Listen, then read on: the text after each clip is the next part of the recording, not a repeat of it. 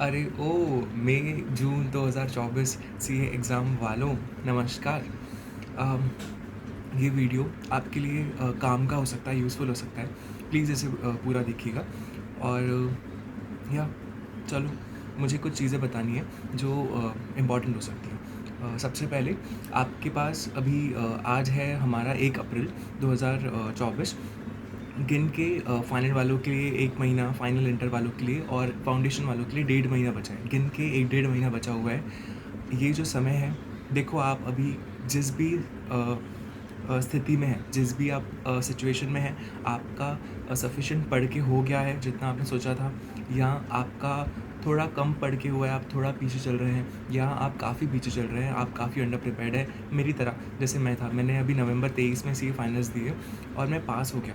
And मैं भी अभी जब आप खड़े हैं एग्ज़ाम के 1 महीने पहले, जैसे मैं भी 1 महीने पहले खड़ा था, मैं भी अंडर प्रिपेयर्ड था। मेरा भी बहुत सारा पढ़ना बाकी था, जो पढ़ा था वो याद नहीं था, बहुत ज़्यादा नर्वस था, मुझे भी बहुत ज़्यादा प्रॉब्लम हो रही थी, दिक्कत हो रही थी, डर लग रहा था। मैं भी काफ़ी अंडर प्रिपेयर्ड था। आप में से काफ़ी लोग मेरी तरह होंगे जो इस सिचुएशन में होंगे। सो आपको बता दूँ, ये जो 1 महीना है, ये 1 महीना ही डिसाइड करेगा कि आपका रिज़ल्ट क्या रहने वाला है। मैंने नवंबर 2023 में फाइनल्स दिए और मैं पास हो गया। मैं पास हो गया। मैं आपकी तरह खड़ा था और मुझे भी बहुत घबराहट थी। मैं भी अंडर प्रिपेयर्ड था, पर मैं पास हो गया। सो ये जो 1 डेढ़ महीना बचा हुआ है ना दोस्तों, बच्चों, आपके लिए, ये ही डिसाइड करेगा। अगर आपने इसके पहले अभी पढ़ाई सही चल रही है आपकी, ऑलमोस्ट आपने जो सोचा था वैसा हुआ है, सो आप इसको खो नहीं सकते, इसको गँवा नहीं सकते। सो ये जो समय बचा है, इसमें आपको डगमगाना नहीं है, इसमें आपको खुद को सँभाल के रखना है और अच्छा आउटपुट निकालना है, ठीक है? भले ही आप अंडर प्रिपेयर्ड हो, भले ही आप प्रिपेयर्ड हो, आप सही चल रहे हो, आप जिस भी लेवल पे हैं, जितनी भी आपकी प्रिपरेशन हुई है, मैं एक ही बात को बहुत ज़्यादा गौर कर रहा हूँ। सो ये 1 डेढ़ महीना ही डिटरमाइन करेगा, डिसाइड करेगा आप पास हो रहे हैं, आप एग्ज़ाम्शन ला रहे हैं, आप रैंक ला रहे हैं या नहीं, ठीक है? सो अभी खुद को हारने नहीं देना, अभी खुद को सँभालना, ब्रेक्स लेना, दिमाग शांत रखना, खुश रह के पढ़ना बहुत सारा, ठीक है? ठीक है, चलो। मैंने यहाँ लिख के रखा है कुछ चीज़ें। सुनो, भले ही 1 से 1.5 महीना बचा हुआ है, लेकिन ये एक बहुत बड़ी गलती है जो हम बच्चे करते हैं, जो मैंने भी की। वो होती है कि अभी आप पढ़ रहे हो, अभी आपको एग्ज़ाम डे में जो बैंड बजने वाली है ना, स्पॉइलर अलर्ट, आपकी बैंड बजने वाली है। सो और अभी बजना चालू भी होगी जैसे-जैसे एग्ज़ाम के पास जा रहे हो। सो सुनो, एग्ज़ाम देना बहुत बेकार रहता है, बहुत गंदा रहता है।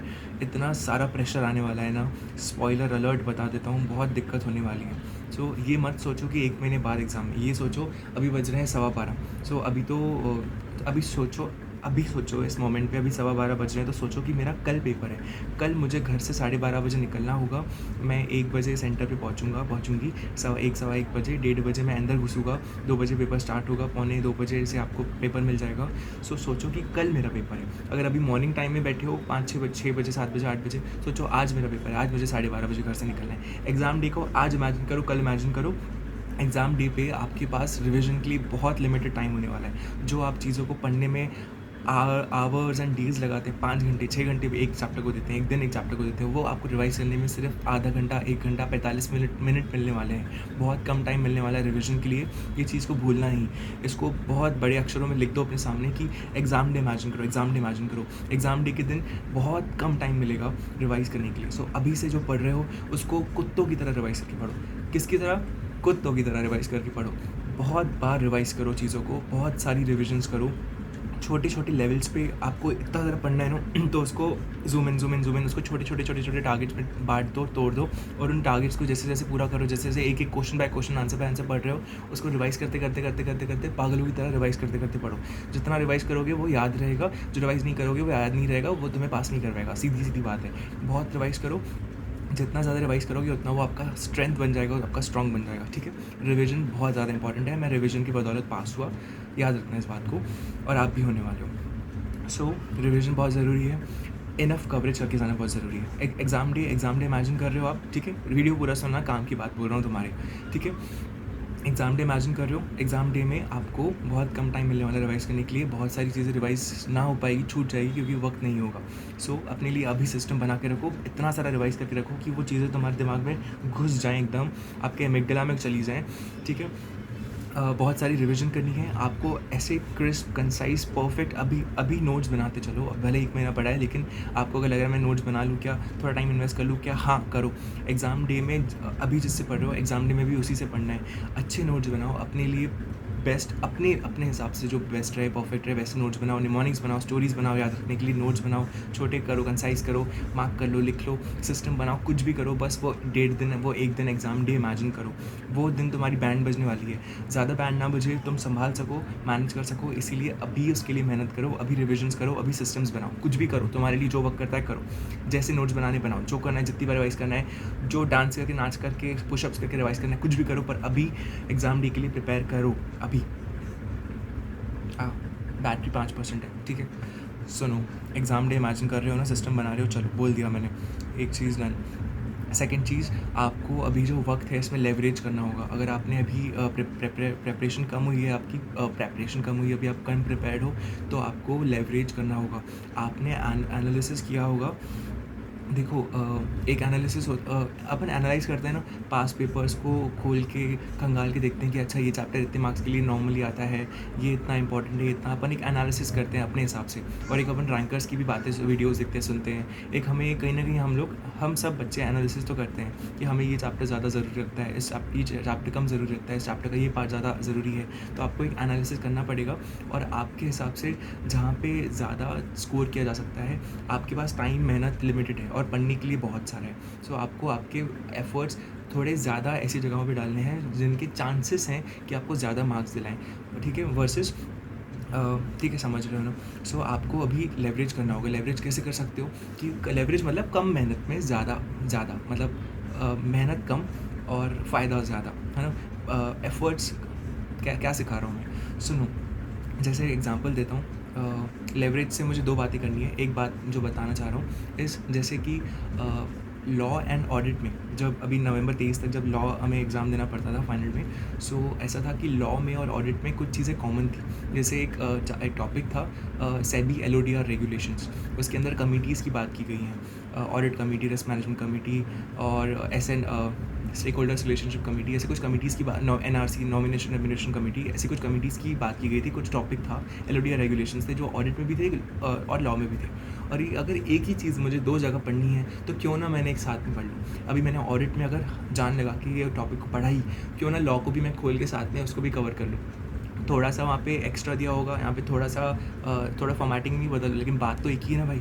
सो तुम यहाँ पे ऑडिट में भी पढ़ रहे हो, ये पढ़ लिया, अभी फिर कुछ और पढ़ने लगे, फिर बहुत टाइम के गैप के बाद फिर लॉ में पढ़ोगे, तो वापस से तुमको एफर्ट्स डालने पड़ेंगे, वापस से याद नहीं आएगा क्या था, यहाँ कैसे था। तो why not study them together, क्यों ना अपनी मेहनत एक साथ, अगर 2 चीज़ें एक जगह लिखी हुई है तो क्यों ना उनको एक साथ पढ़ लो, क्यों ना उनका एक वे बना के उनको, यहाँ पे थोड़ा ऐसे लिखा है, यहाँ पे थोड़ा ऐसे लिखा है, यहाँ पे थोड़ा ये एक्स्ट्रा दिया है, तो क्यों ना इनका इनके एक ही नोट्स बना लें कि ये पढ़ लो, ऑडिट का पढ़ लो, तो लॉ का अपने आप हो जाएगा। सो अगर तुम्हारा अभी ऑडिट का पहले पेपर होता था ना, अगर मेरा पेपर 3 ऑडिट है, अभी मैंने ऑडिट रिवाइज़ कर लिया, ऑडिट में मेरे को ऑडिट कमेटी चैप्टर रिवाइज्ड है, सो लॉ में मेरे को अलग से उसमें मेहनत ही नहीं करनी। ऑडिट का पेपर देके आया, नेक्स्ट डे लॉ का पेपर है, तो मुझे ऑडिट कमेटी को रिवाइज ही नहीं करना, क्योंकि रिवाइज है, अभी जस्ट पेपर देके आया ऑडिट का। सो जो चीज़ें कॉमन है उनको एक साथ पढ़ो, वन ऑफ द थिंग्स जिससे आप लेवरेज कर सकते हो। दूसरी चीज़ इस, जो कुछ चीज़ें ऐसी होगी जो साइज़ में छोटी होंगी, कुछ चैप्टर्स, कुछ टॉपिक्स, कुछ चीज़ें ऐसी होगी जो छोटी होगी लेकिन आपको ज़्यादा मार्क्स दिलाएंगे, वर्सेस कुछ चैप्टर्स ऐसे होंगे जो बड़े होंगे लेकिन वो यहाँ तो उतने ही, यहाँ तो थोड़े कम मार्क्स दिलाएंगे, समझ रहे हो ना। सो आपको लेवरेज करना है, कम मेहनत में कम में बम। सो जो चीज़ें मुझसे कुछ दोस्त पूछते हैं, सागर हम ये चैप्टर छोड़ के चले जाएंगे, वो चैप्टर छोड़ के चले जाएंगे, मैं बोलता हूँ पगलो गधो, ये चैप्टर क्यों छोड़ रहे हो। अगर डेरिवेटिव से डर लग रहा है, अगर इस टॉपिक से, इस चैप्टर से डर लग रहा है, पूरा क्यों छोड़ रहे हो। वो चैप्टर पूरा थोड़ी ना कठिन है, उस चैप्टर, कोई भी आप चैप्टर, कोई भी टॉपिक पढ़ते हो ना, उसमें जो सवाल होते हैं वो 3 प्रकार के होते हैं, easy, medium and hard. So easy और मीडियम वाले तो कर लो। आपको मैं बोल रहा हूँ कि यार आपको पास होने के लिए 50% चाहिए, एग्जामिशंस के लिए 60% चाहिए, रैंक के लिए 70, 80, 90% चाहिए। सो आपको अगर पास और एग्जामिशंस ही आपका नॉर्मल टारगेट है, तो आपको कवरेज, जो हमारा सी सिलेबस है, वो उसमें सब कुछ हार्ड नहीं है। मेजॉरिटी ऑफ द चीज़ें ईज़ी और मीडियम में आ जाती हैं, हार्ड वाला कुछ प्रतिशत है। तो क्यों ना वो जो आपका मेहनत है उसको पहले ईज़ी और मीडियम वाला पढ़ने में लगाओ। तो अभी आपके पास वक्त लिमिटेड है, आप लेवरेज कैसे कर सकते हो? ईज़ी और मीडियम चीज़ें पहले पढ़ो, उनको पहले पूरा कर लो। आपका मान लो ये टोटल सिलेबस है आपका, तो इसका मान लो 60-70-80% आपका ईज़ी एंड मीडियम वाला है, तो इसको पढ़ लिया अगर आपने, तो आपका तो मेजॉरिटी ऑफ द सिलेबस हो गया। तो हार्ड वाले को फिर बाद में करो ना, अब बाद में जान बचती है तो हार्ड वाले में इन्वेस्ट करो। पहले ईज़ी कवर कर लो, पहले मीडियम कवर कर लो, फिर हार्ड कवर करना अगर जान बचती है तो। ठीक है, अगर आप मान लो आप कोई चैप्टर लेके बैठे हो, उसमें 40 सवाल है, आप सॉल्व करते जा रहे हो, जो इजी मीडियम आते जा रहे हैं करते जा रहे हो। कोई हार्ड में अगर आपको बहुत ज़्यादा प्रॉब्लम हो रही है, आपका वक्त वेस्ट हो रहा है, तो उसको मार्क कर लो कि बेटा रुकते पे आता हूँ मैं वापस, रुक जाओ, आगे आगे बढ़ो। इजी और मीडियम वाले पहले निपटा लो, फिर हार्ड वाले भी करना, छोड़ने नहीं बोल रहा हूँ। ऐसे आपका कम समय में आप ज़्यादा कवरेज कर लोगे, और आपका जितना ज़्यादा कवरेज करके जाओगे उतना ज़्यादा आप सेफ खेलोगे, उतना ज़्यादा आपके पास और एग्जामिशन के चांसेस बढ़ेंगे। मैं भी यही करता था। उसके बाद अगर आप कोई चैप्टर छोड़ने का सोच रहे हो, तो वो चैप्टर क्यों छोड़ रहे हो? अगर आपको चैप्टर थोड़ा बहुत भी आता है, या उसके अगर आप थोड़ा सा भी टाइम लगा कि ईज़ी और मीडियम वाले भी, मीडियम छोड़ो, ईज़ी वाले तो करके जाओ। वो ईज़ी वाले 4-5 मार्क के लिए आ जाएंगे, छोटे छोटे सवाल आपको वो मार्क्स दिला देंगे, पास करवा देंगे, एग्जामिशन दिलवा देंगे। छोड़ना कोई भी चीज़ को इस बेवकूफ़ी, जितना ज़्यादा कवरेज करोगे उतना अच्छा। नॉट बेवकूफ़ी, अगर आपके पास समय वक्त नहीं है तो समझ सकता हूँ, मैंने भी किया था, मैंने तो बेवकूफ़ हुआ वैसे, लेकिन जितना ज़्यादा कवरेज, उसका मतलब है जितना ईजी एंड मीडियम करके जाओ उतना अच्छा। लेवरेज करो यार, ठीक है, आई होप मैंने बता दिया। ठीक है, एनालिसिस की बात कर दी, लेवरेज की बात कर दी, ऑल राइट। बिफोर स्टडिंग आगे रिवीजन की भी मैंने इंपॉर्टेंस बोली थी कि रिवाइज करो। रिवाइज नहीं करोगे तो तुम पास नहीं हो रहे हो, तुम्हें एग्जामिशन नहीं मिल रही है। मेरी बात याद रखना, इसी वीडियो में आके अभी मेरी बात मान लो, रिवाइज़ करो, बहुत ज़्यादा रिवाइज़ करो, और फिर पास हो जाने के बाद, एग्जामिशन मिलने के बाद इसी वीडियो पे आके कमेंट करना कि thank you, we followed your advice. हम रिवाइज़ नहीं कर रहे थे एंड हमने रिवीजन पे ध्यान दिया एंड हमें जो चाहिए था वो मिला। प्लीज़ रिवाइज़ करो, प्लीज़। मैं उसी की बदौलत पास हुआ भाई।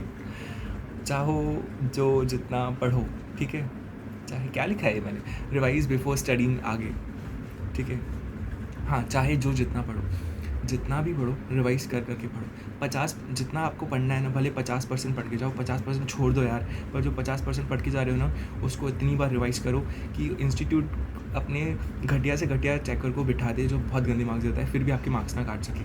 50% भी पढ़ के जा रहे हो ना, तो उसको इतनी बार रिवाइज़ करके जाओ कि मैं तुमको नींद में से उठा के पूछूँ ना, तो तुम पै चालू करके चालू हो जाओ बोलने के लिए। बार बार रिवाइज़ करो प्लीज़, वही आपको पास करवाएगा और कुछ नहीं, ठीक है। ऑलराइट, लास्ट सेकेंड थिंग, सांस लो। आई नो बैंड बजी पड़ी होगी तुम्हारी, बहुत दिक्कत हो रही होगी, बहुत डर लग रहा होगा, पर डर और घबराहट, मतलब देखो, ये जो डर होता है ना, ये आपको पता होगा कि ये अच्छा होता है हमारे लिए। अगर तुम्हें डर नहीं लगता, अगर ये डेडलाइन नहीं होती, तो तुम इतने ज़्यादा एफर्ट्स नहीं डालते। सो ये तुम्हारा दुश्मन नहीं है डर, ये तुम्हें अवेयर रख रहा है, अलर्ट रख रहा है कि तुम कहीं लीनियंट ना हो जाओ, कहीं तुम समय ना बर्बाद करो। ये डर तुम्हें, डर के मारे तुम पढ़ रहे होगे, तुम्हारी पढ़ाई नहीं कर रही होगी। सो ये ज़रूरी है तुम्हें पास करवाने के लिए। सो इट्स गुड, ठीक है, इसको एक्सेप्ट करो, उसको बोलो इट्स ऑल राइट। बहुत अच्छी, खूबसूरत, प्यारी जर्नी है, ठीक है, और डिफ़िकल्ट है लेकिन अच्छी जर्नी है, मेरी जर्नी है ये, ठीक है। और क्या चीज़ें लिखी रखी है मैंने, स्माइल। सिंपली आप अपने आप को शीशे में देखो और स्माइल करो, खुद को देखो कि तुम ये कर रहे हो, तुम ये जंग में हो। स्माइल करो, रिलैक्स करो, बीच बीच में ब्रेक्स लो, नैप्स लो, आराम करो, अपना ख्याल भी रखो, पढ़ो भी। मैं बिना गाए गुनगुनाए रह ही नहीं सकता हूँ, मेरी बहुत अच्छी आदत है, नॉट गंदी आदत। सो मैं गुनगुनाते रहता हूँ हर वक्त, पढ़ते वक्त, मैं बीच बीच में, मुझे कोई नहीं रोक सकता गाने गुनगुनाने से। Breathe, have breaks, have a KitKat, ठीक है। देखो, तुमको ना अपनी मेहनत को, अभी जो तुम पढ़ाई कर रहे हो, मेहनत कर रहे हो, इसको एन्जॉयबल और फ़न बनाना पड़ेगा, और कोई चारा नहीं है। अगर तुमने इसको एन्जॉय नहीं किया, फ़न नहीं बनाया, तो तुम या तो पागल हो जाओगे या तो तुम फेल हो जाओगे। तो तुम्हें इसको एन्जॉयबल बनाना पड़ेगा, इसको पढ़ाई को मस्ती करके, कैसे भी खुश रह के, हंस के, एक्सरसाइज करते करते पढ़ते, तुमको इसको मज़ेदार बनाना पड़ेगा, चटपटा बनाना पड़ेगा, नहीं तो तुम मर जाओगे। लिख के ले लो, have to make it enjoyable and fun, ठीक है। कुछ एग्जांपल्स लिख के रखे मैंने। मैं निमोनिक्स बनाता था, ऑडिट में रटना पड़ता है, एससीबी में रटना पड़ता है। मैं निमोनिक्स क्या होता है जाकर पूछ लो किसी से, मैं सब नहीं बताने वाला। निमोनिक्स क्या होता है, मैं निमोनिक्स बनाता था, जैसे कि डी आरा डी आरा डी आरा आरा आरा, ऐसे मस्ती करता था। कियारा का डियारा बना दिया। डियारा का फुल फॉर्म है DIARA, define business objectives and goals. I से आइडेंटिफाई इवेंट्स, ए से अचीव, आर से रिस्पॉन्ड, ए से असेस था दोनों में। सो इसका फुल फॉर्म है। नहीं खड़ी हो, तो निमोनिक्स बनाएंगे, ठीक है। डियारा बता जैसे उड़ी ईवी अप्लाई वी आर, ठीक है,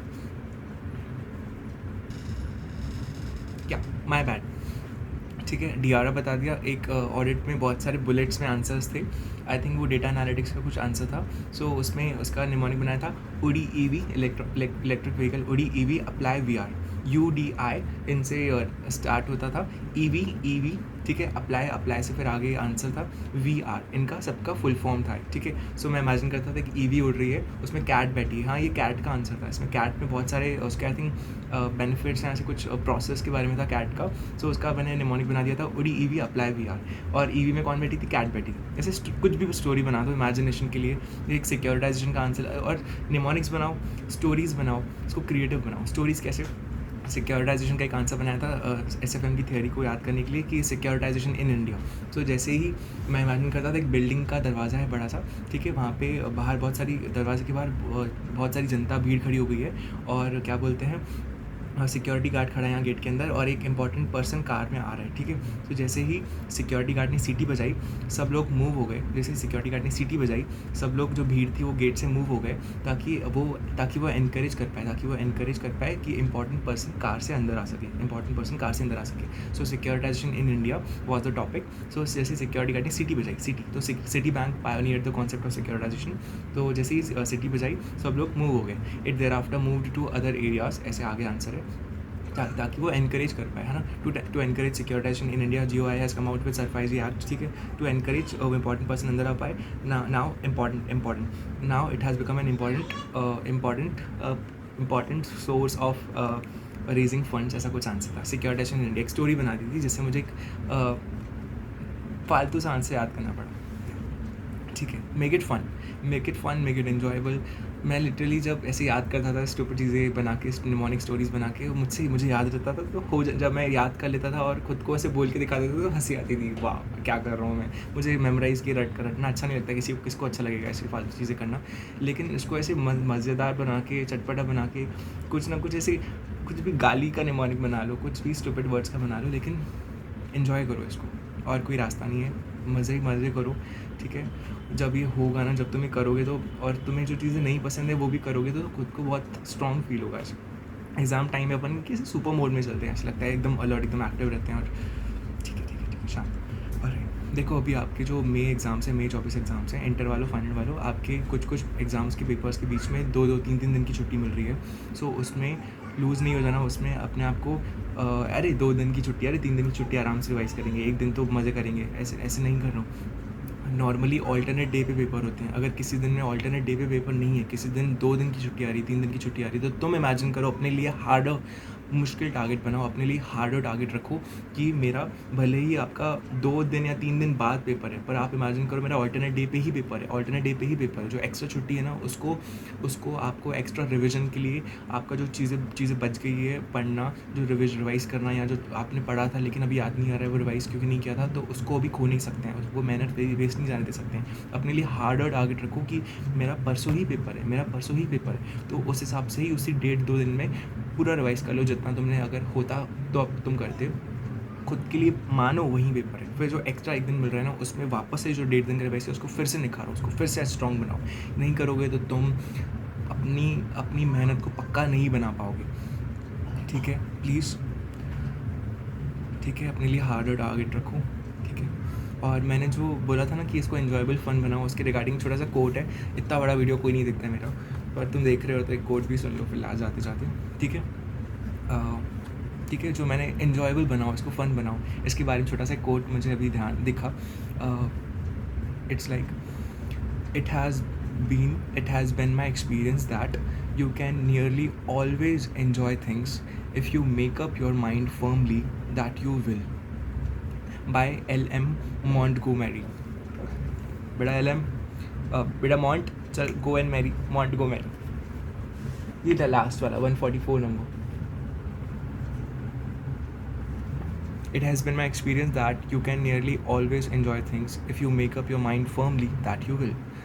So आप अपनी किसी भी मुश्किल में हो, उसको आप आसान बना सकते हो, उसको आप फन बना सकते हो, उसको इंटरेस्टिंग बना सकते हो, उसको खेल बना सकते हो, ठीक है। All the best for the exams, ठीक है। बेस्ट करना अपना, तुम ज़रूर जीतोगे। क्या बोल रहा हूँ मैं, तुम ज़रूरी तो क्या, ठीक है। All the best, all the best, all the best, all the best. Exam तुम्हारा है, नर्वस मैं हो रहा हूँ, ठीक है।